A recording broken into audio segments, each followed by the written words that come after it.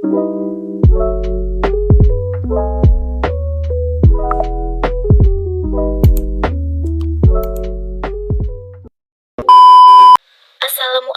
warahmatullahi wabarakatuh. Nah, kembali lagi. Di video kali ini, saya akan membahas tentang unsur intrinsik prosa fiksi. Unsur pembangun prosa terdiri dari struktur dalam atau unsur intrinsik. Unsur intrinsik adalah elemen yang membentuk karya sastra itu sendiri. Unsur-unsur inilah menyebabkan karya sastra hadir seperti karya sastra pada umumnya. Unsur-unsur yang secara faktual ditemukan ketika orang membaca karya sastra tersebut. Nah, adapun unsur intrinsik dari prosa terdiri dari yang pertama, tema. Tema merupakan masalah pokok yang diungkapkan dalam cerita penulis. Tema prosa fiksi terdiri dari tema utama serta beberapa topik bawahan.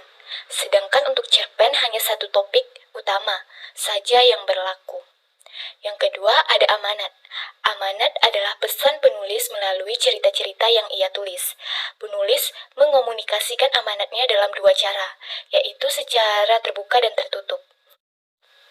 Yang ketiga, alur atau plot. Alur atau plot adalah urutan atau kronologi peristiwa yang digambarkan oleh penulis dalam sebuah cerita, dinamakan alur cerita itu terkait dengan alur cerita lainnya.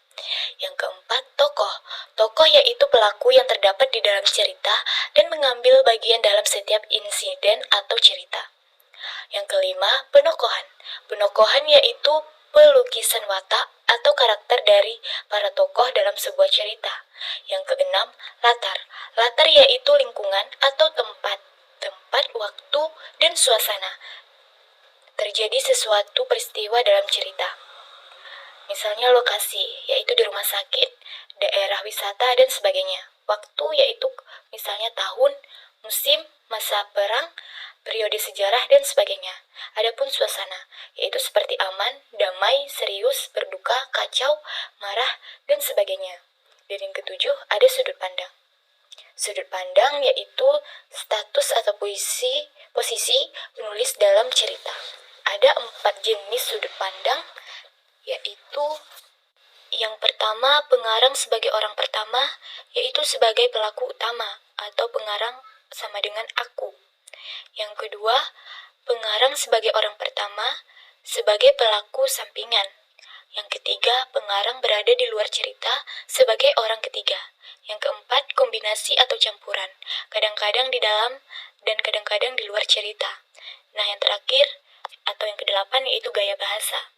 Gaya bahasa disebut juga majas. Gaya bahasa adalah cara penulis mengekspresikan maksud dari tujuan dalam hal kata, kelompok kata, atau kalimat. Jadi, gaya bahasa atau majas meliputi kata, frasa, atau kelompok kata, kalimat atau struktur, biasa, atau majas. Gaya bahasa yaitu ibarat seperti kendaraan bagi seorang penulis yang membawanya ke arah tujuan yang diinginkannya. Nah, itu dia unsur intrinsik pada prosa fiksi.